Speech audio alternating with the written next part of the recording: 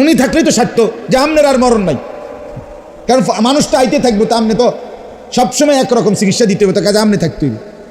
এটা কোনো বিষয় না, বরং বিষয় হলো আপনাদেরকে রাহবারি করার মতো, আপনাদেরকে সঠিক দিক নির্দেশনা দেওয়ার মতো, কোরআন সুন্নাহর পূর্ণ দিন বুঝাইয়া দেওয়ার মতো উপযুক্ত আলেম সর্বযুগেই থাকবে। এটা আল্লাহর ওয়াদা, বিশ্বাস করেন, এটা আল্লাহর ওয়াদা। কোরআনুল কারীমে আছে আল্লাহ তাআলা প্রত্যেক নাফরমান পাপীকে, জাহান্নামী বান্দাকে বলবে দুইটা কথা। প্রত্যেক জাহান্নামী পাপী হাসরের ময়দানে জাহান্নামে আল্লাহর কাছে ভিক্ষা চাইবে, আল্লাহ আমারে দুনিয়ায় ফেরত দেন, কুদ্দুর আবার সুযোগ দেন। রব্বানা আখরিজনা না'মাল সালিহান গায়রাল্লাযী কুন্না না'মাল। এই যে বলবে আল্লাহ আমাকে আরেকবার দুনিয়ায় ফেরত দেন। কেন? আল্লাহর বান্দা জাহান্নামী বলবে, আল্লাহ যেই আমলগুলো ছুটে গেছে এবার যদি ফিরতে পারি তাইলে সেই নেক আমলগুলো করব, একটু সুযোগ দেন। আল্লাহ তাআলা প্রত্যেক নাফরমান পাপীকে দুইটা কথা বলবে। কয়টা? আওয়ালাম নুআম্মিরকুম মা ইয়াতাযাক্কারু ফীহি মান তাযাক্কারা। এক নম্বর বলবেন, আল্লাহ বান্দা বলো তো যেটুকু হায়াত পেলে, যেটুকু সময় পেলে তুমি আমাকে স্মরণ করতে পারতা, আমার বন্দিগি করতে পারতা, আমি কি ওইটুকু সময় তোমাকে দেই নাই? ফজরের নামাজ 4 রাকাত, 4 রাকাত নামাজ পড়তে যেটুকু সময় লাগে আমি কি ফজরের ওয়াক্ত ওইটুকু রাখি নাই? এর দূর রাখছে না, আরো বেশি। বুঝিয়ে 1 ঘন্টা লাগে 4 রাকাত নামাজ পড়তে, তো ফজরের নামাজ কি 4 মিনিট? ফজরের ওয়াক্ত 4 মিনিট, 6 মিনিট। তো তাইলে আমি সমস্যা কি ছিলাম না? এশার নামাজ 8টা বাজে আজান হইল, রাত 12টা পর্যন্ত তো মাকরুহ ছাড়া স্বাভাবিক ওয়াক্ত, তো 4 ঘন্টা টাইম, তো 15 রাকাত নামাজ পড়তে অথবা আরো কমাইয়া 9 রাকাত নামাজ পড়তে 4 ঘন্টা লাগে। তো আপনি কি লেগে পারলেন না? এই নাফরমান কেন পারল না? আল্লাহ জিজ্ঞেস করবে, নাফরমান কেন পারলি না? আমি কি হায়াত দেই নাই? জোহরের নামাজ 12 রাকাত, তো জোহরের নামাজ 12 রাকাত পড়ার জন্য সময় দিছে 6 মিনিট। এই জন্য আমি কুলাইতে পারছি না, আল্লাহ আফাইয়া তোফাইয়া দৌড়াইয়া ইয়া দেখি 6 মিনিট নাই। এমন তো কি সমস্যা হলো? কি সমস্যা হলো? কেন পারলা না? আমি তো সময় দিছিলাম 2 ঘন্টা। ছেলেরা তোমরাও মনে রাখো, বাপ রঙের গুড্ডি উড়াও তো, জিন্দিগিটা রে নিজের হাতে তুলে নিছ, আল্লাহর হাত থেকে নিজেকে ছেড়ে নিছ, রাসূলুল্লাহ সাল্লাল্লাহু আলাইহি সাল্লামের হাত থেকে নিজেকে খুলে নিছ, ইসলামের বন্ধন থেকে নিজেকে আলাদা করে নিছ, কোরআনের বাঁধন থেকে নিজেকে ছুটায় ফেলছ, ওলামায়ে কেরামের সম্পর্ক থেকে নিজেকে আলাদা করে নিছ। এই জন্য আজকে শয়তান মন মতো কখনো পাগল, কখনো ছাগল, কখনো গরু, কখনো ভেড়ার মতো তোমারে ঘুরাইতেছে। তোমার চুলে তোমারে আর শান্তি দিল না, তোমার প্যান্টে তোমারে আর শান্তি দিল না, তোমার রাতে আর ঘুমাইতে দিল না, দিনে আর বিশ্রাম করতে দিল না। 24 ঘন্টা তোমারে নারী, মোবাইল, নর্তকী, ছবি, জিনা, ব্যভিচার আর অসৎ বন্ধুদের আড্ডায় লাগায়, মানে তোমারে শয়তানে ঘুরাইলো। শয়তান তোমারে আর শান্তি দিল না, তোমার জীবন আর কোনো নিয়ন্ত্রণে রইল না। তুমি সুখে নাই, তুমি চিন্তা করে দেখো, ইবলিস তোমারে ঘুমাইতে দেয় না, অতৃপ্তি নিয়ে সারা রাত উলঙ্গ ছবি দেখার পরেও তো যুবকের তৃপ্তি তো আসে না। তৃপ্তি আসবে কোত্থেকে? প্লাস্টিকের ভিতরে তৃপ্তি কিভাবে হয়? সে যদি পৃথিবীর 1 কোটি উলঙ্গ ছবিও দেখে তার স্বস্তি তো মিলবে না, প্রশান্তি তো হবে না। লোনা পানি তৃষ্ণা মিটায় না, পবিত্র পানি, মিষ্টি পানি তৃষ্ণা মিটায়। এজন্য বুজুর্গানে দ্বীন বলে, নারী ভিন নারী, নাজায়েজ নারী কোন পুরুষের তৃপ্তি মিটায় না, হালাল স্ত্রী তৃপ্তি মিটায়। ওয়া মিন আয়াতিহি আন খালাকা লাকুম মিন আনফুসিকুম আজওয়াজা। রব্বুল আলামিন বলেন, আমার কুদরতের নিদর্শন, আমি রব্বুল আলামিন পুরুষের অংশ থেকে তার স্ত্রী সৃষ্টি করেছি। লিতাসকুনু ইলাইহা, কেন? আল্লাহ বলে যেন সে এই হালাল স্ত্রী থেকে নিজের প্রশান্তি লাভ করতে পারে। তো কোরআনের আয়াত, লিতাসকুনু ইলাইহা, সুকুন মিলবে, সুকুন, অন্তরের অস্থিরতা, এটা তৃপ্তি মিলবে। এজন্য লোনা পানি তৃপ্তি দেয় না, তৃষ্ণা মিটায় না। এজন্য ভিন নারী তৃষ্ণা মিটাবে না, নর্তকী তৃষ্ণা মিটাবে না, তৃপ্তি আনবে না, বরং এই নেশাগ্রস্তের মতো, মোহগ্রস্তের মতো, মাতালের মতো, পাগলের মতো সারাক্ষণ এটার মধ্যে ডুবাই দিল।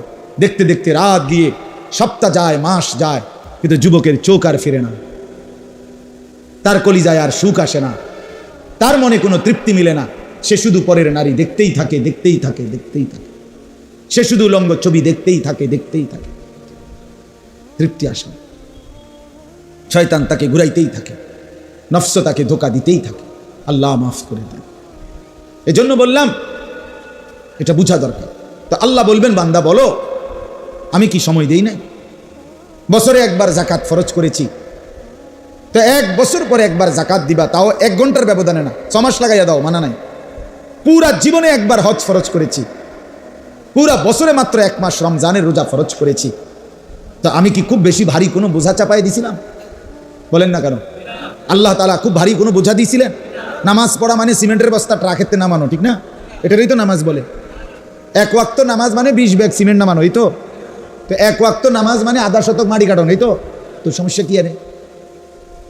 এখানে ভারী বোঝাটা কি? কি সমস্যার কারণে নামাজ পড়ে না যুবক? কি কারণে পড়ো না? এই হাইওয়ান, পড়ো না কেন? যার কপালে নামাজ নাই, যার কপালে সেজদা নাই, তুমি তো মানুষ না, তুমি মানুষ না, তুমি মানুষ না। যার কপালে সেজদা নাই সে মানুষ নয়, সে ডোমেস্টিক অ্যানিম্যাল, গৃহপালিত প্রাণী। গরু ছাগল যেমন ডোমেস্টিক অ্যানিম্যাল, বাড়িতে পালে, এই প্রাণীটাকেও বাড়িতে পালে। ওই প্রাণীটাকে গরুরে ছাগলেরে খল্লি ভুসি ঘাস খাওয়ায়, আর এই প্রাণীটাকে ভাত মাছ খাওয়ায়, এতটুকু তফাৎ, কিন্তু দুইটাই ডোমেস্টিক অ্যানিম্যাল, গৃহপালিত প্রাণী। ওই প্রাণীটার 4টা ঠ্যাং আর এই প্রাণীটার 2টা ঠ্যাং, 2টা ঠ্যাং কম। আপনি কিচ্ছু বুঝছেন না। হুজুরদের অনেক হুজুরের ওয়াজ শুন না, মোটামুটি বিষয়টা আমি বুঝছি, তারপরও আপনার কুদুর জিঙ্গাই। আমি এরকম মানুষের বলিও না কিছু। আমারও যদি এরকম, আমারও একবার একজন ভদ্রলোক, বিষয়টা আমিও বুঝি, তারপরেও আপনার কাছে একটু জানতে চাচ্ছি। আমি না, এত জানার দরকার না। আমি থন মিয়া, সালাক মিয়া, আপনি তো বুঝছেন এসব, তার আমার থেকে আবার এটা কি বুঝতে চাইতেছে? এটা কি দিন শেখা মানার জন্য বলা? এই জন্য আল্লাহ তাআলা বলছে, ফাসআলু, জিজ্ঞেস করো, আহলু জিক্র, জিকির ওয়ালা, ইলম ওয়ালা, তাদেরকে আহলু জিকির। এই জন্য এটা মনে রাখতে হবে। কোরআনুল কারীমের মধ্যে আছে, আল্লাহ তাআলা বলেন, ইয়া আইয়ুহাল্লাযীনা আমানু আতিউল্লাহ ওয়া আতিউর রাসূলা ওয়া উলিল আমরি মিনকুম। হে ঈমানদারগণ, তোমরা 3 জিনিসের আনুগত্য করো। কয় জিনিসের? 1, আল্লাহর আনুগত্য করো, আতিউল্লাহ।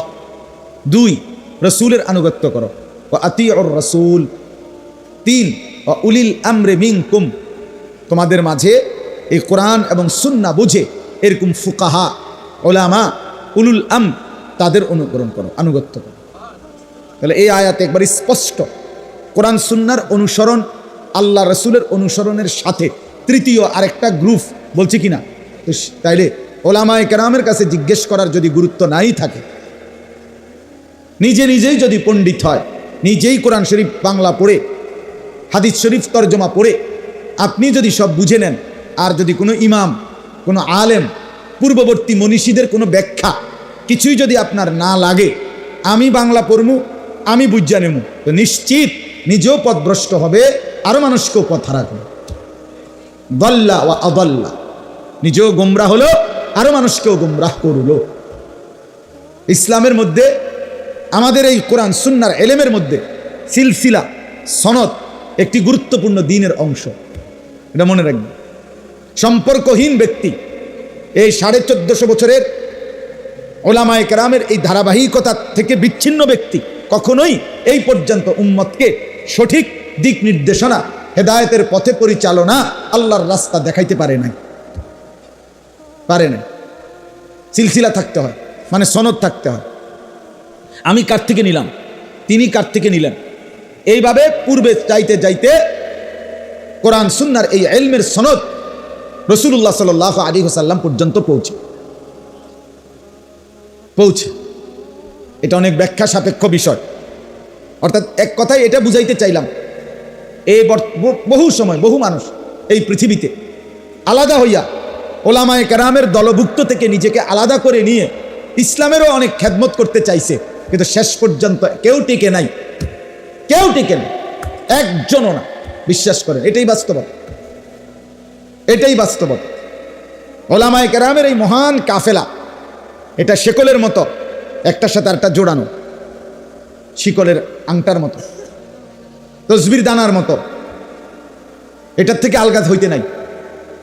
এই জন্য আপনাদের কাছেও মনে রাখবেন, বললাম ওলামায়ে কেরামের সর্বস্তরের মুসলমানের উচিত তাদের কাছ থেকে দিন শেখা, বুঝা। তাদের কাছে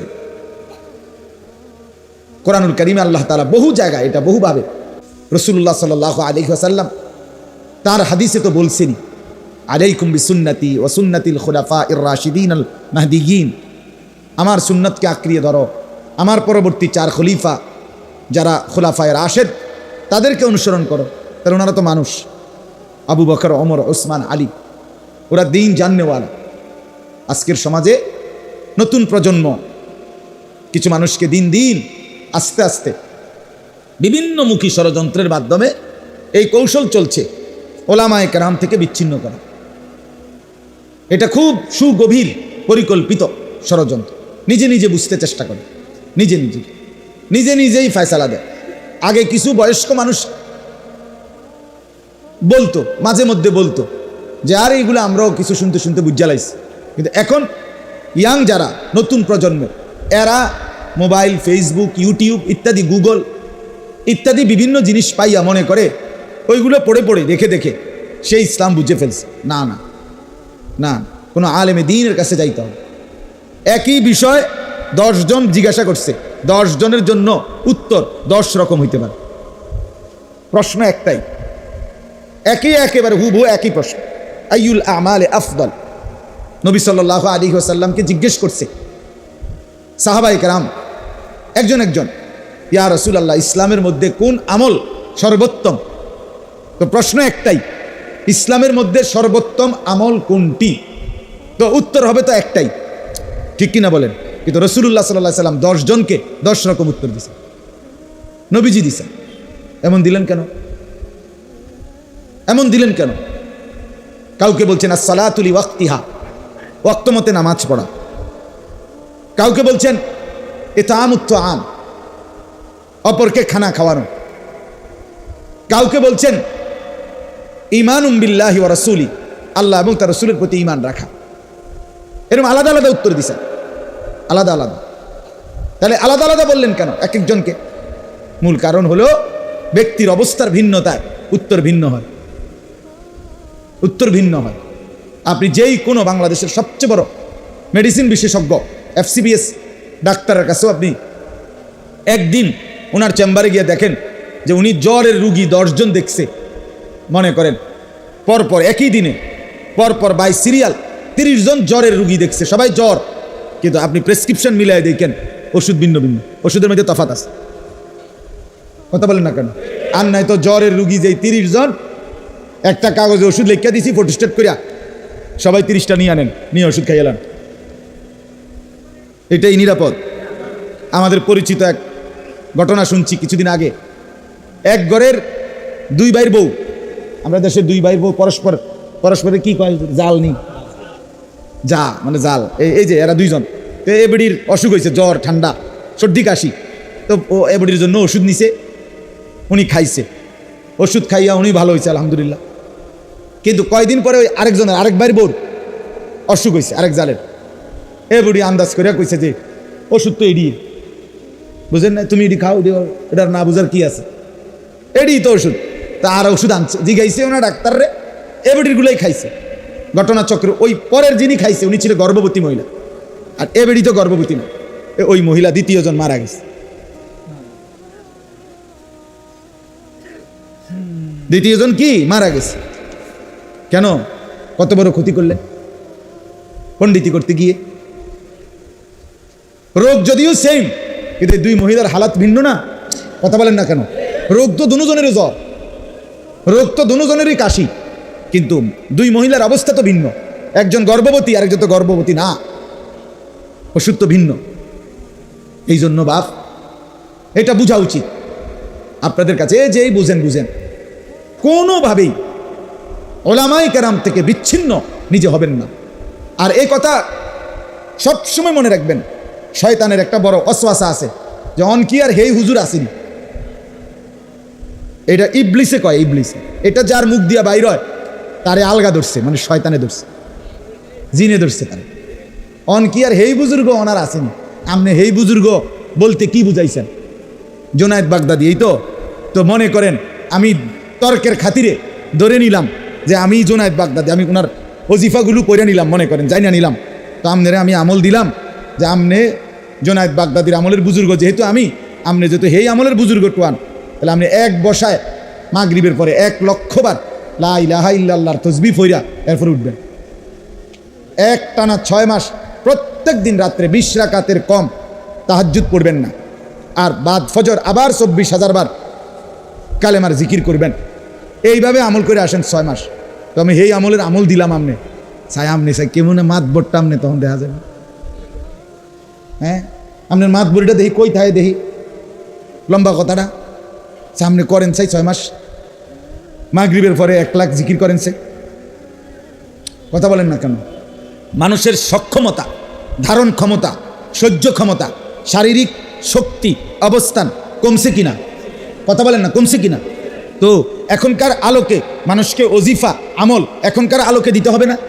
তো তো আপনি দিকন হে বুজুর্গ কো, হে মুরিদ কো, হেই বুজুর্গের মানে ওজিফার সামাল দিব, হে মুরিদ কই? বলেন না কেন? কোথায় আসি? কেমনে সম্ভব? এই জন্য এটা মনে রাখতে হবে, হার জামানায় হক্কানি আলেম, হক্কানি বুজুর্গ ছিল, আছে, থাকবে। আল্লাহ তো বলছেন ওয়াকুনু মা'আস সাদিকিন, আমার সাদিকিন বান্দাদের সাথে থাকো। এটা তো সব যুগের মুমিনদের জন্য হুকুম।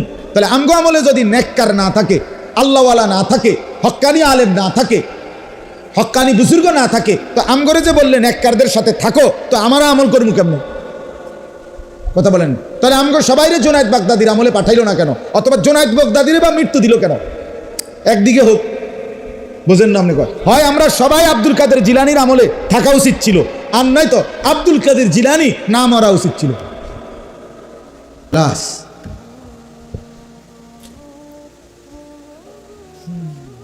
নাই তো কি হুজুর বলেন?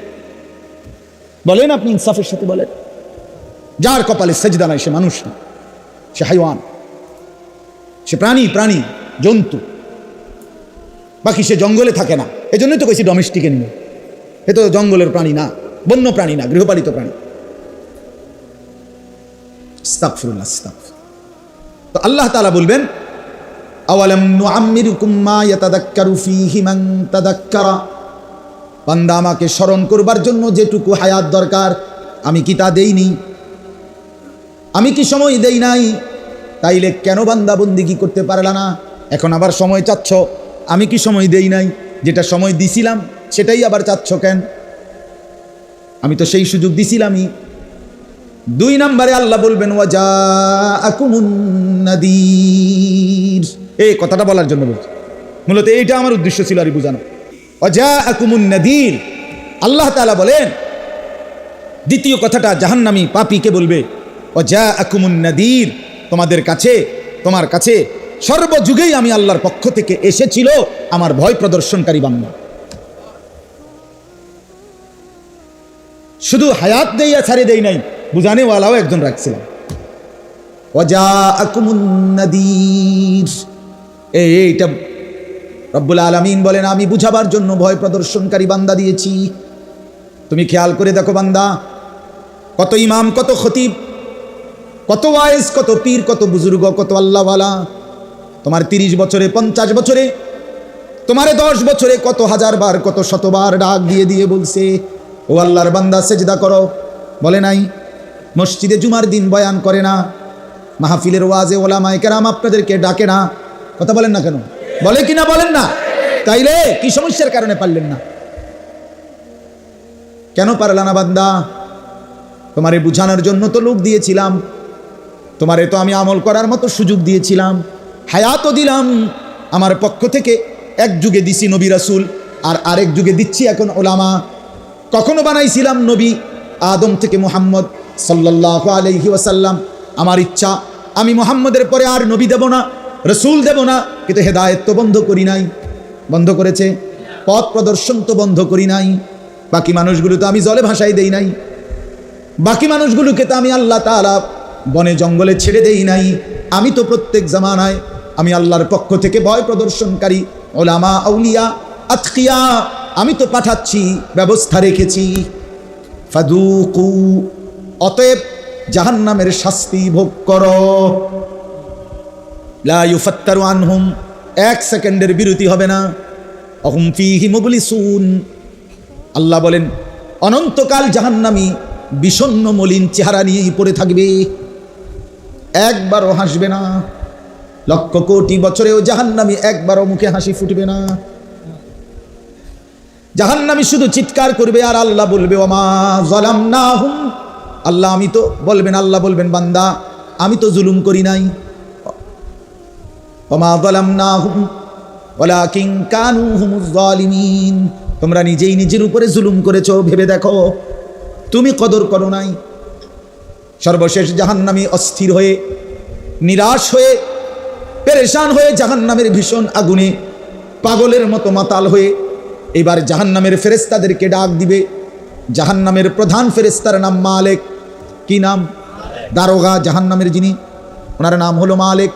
কোরআনে আছে জাহান্নামী ওই ফেরেশতা মালিককে ডাক দিবে, ওয়ানাদাউ ইয়া মালিক, জাহান্নামী বলবে হে মালিক, লিয়াকদি আলাইনা রব্বুক, তোমার আল্লাহকে বলো না আমারে এত কষ্ট না দিয়ে একেবারে মৃত্যু দিয়ে দিতে। আমি যে আর পারছি না রে ফেরেশতা, এই আগুন তো আমি আর সহ্য করতে পারছি না, বলো না আমারে একদম শেষ করে দিতে, আমার যেন মৃত্যু হয়ে যায়, আমি যেন একেবারে নিশ্চিহ্ন হয়ে যাই। আমারে তো বারবার পোড়ানো হচ্ছে, আবার সৃষ্টি হচ্ছি, আমারে তো একটা সেকেন্ডের বিরতি দিচ্ছে না।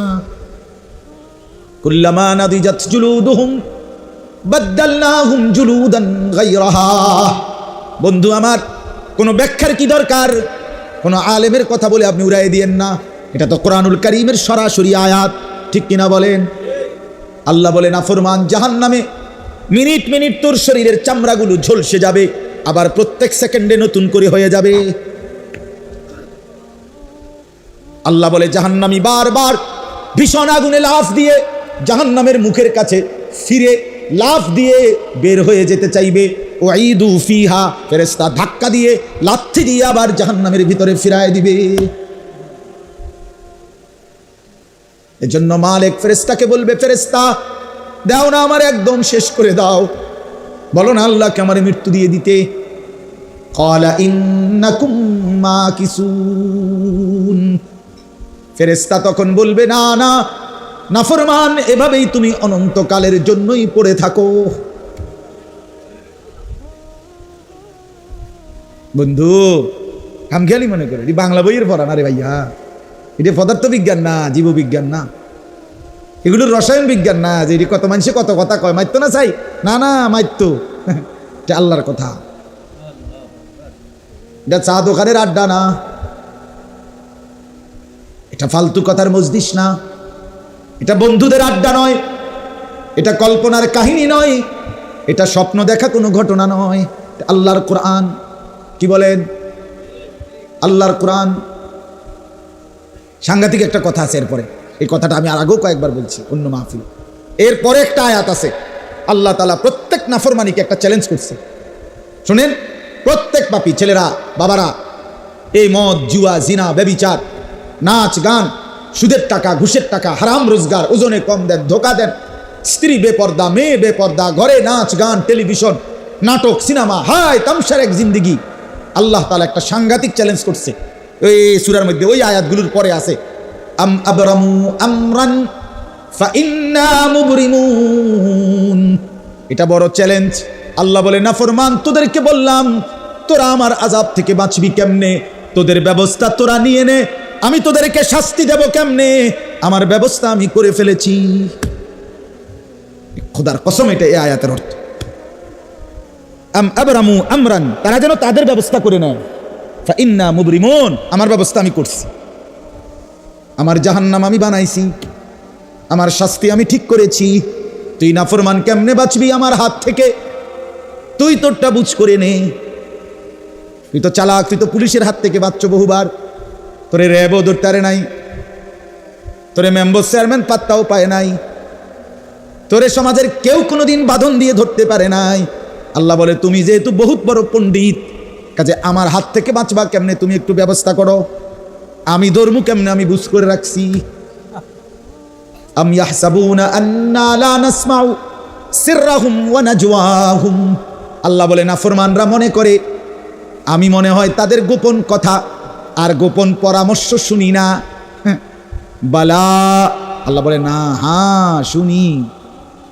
ওয়া রুসুলুনা লাদাইহিম ইয়াকতুবুন, আমি শুধু শুনি না, 24 ঘন্টা আমার ফেরেশতারা লিখতেছে। ইয়াকতুবুন মানে লিখে, আমার ফেরেশতারাও লিখে। আল্লাহ মাফ করে দেন, আল্লাহ আমাদেরকে মাফ করে দেন।